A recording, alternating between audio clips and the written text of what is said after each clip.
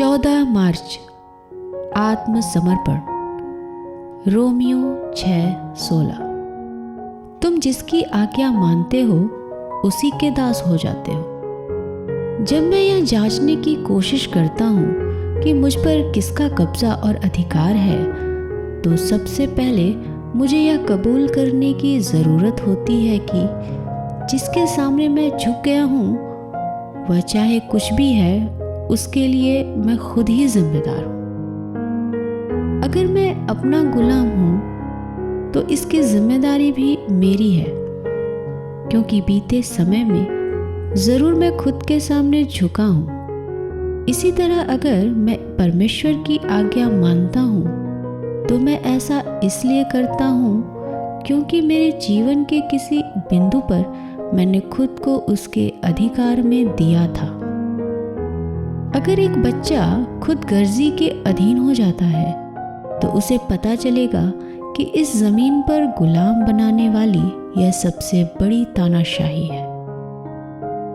मनुष्य की आत्मा के भीतर ऐसी कोई ताकत नहीं है जो खुद का कब्जा दे देने द्वारा तैयार हुए स्वभाव की गुलामी को तोड़ सके।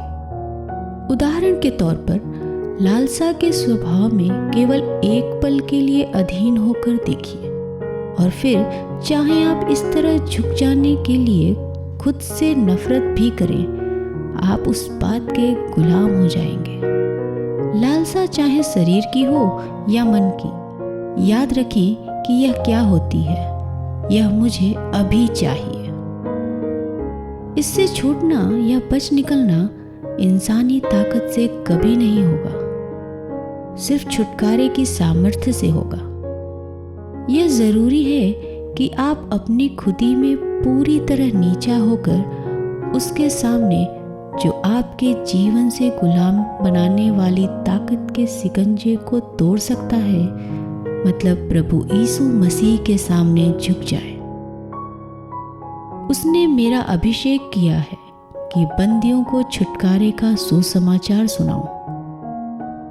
जब आप किसी बात के हवाले हो जाते हैं तो आपको मालूम हो जाएगा कि उसका आपके ऊपर कितना ज़बरदस्त काबू है। हालांकि आप यह कहते हैं, अरे मैं जब चाहे इस आदत को छोड़ सकता हूँ, लेकिन आपको पता चल जाएगा कि आप ऐसा नहीं कर सकते। आप पाएंगे कि वह आदत इसलिए आप पर पूरी तरह से हावी है क्योंकि आपने अपनी मर्जी से खुद को उस बात के हवाले किया था। यह गीत गाना आपके लिए आसान हो सकता है, वह हर बंधन को तोड़ेगा। हालांकि साथ ही साथ यह साफ नजर आ रहा है कि आप खुद के गुलाम हैं, लेकिन यीशु के हवाले हो जाने से किसी भी व्यक्ति के जीवन से हर तरह की गुलामी टूट जाएगी।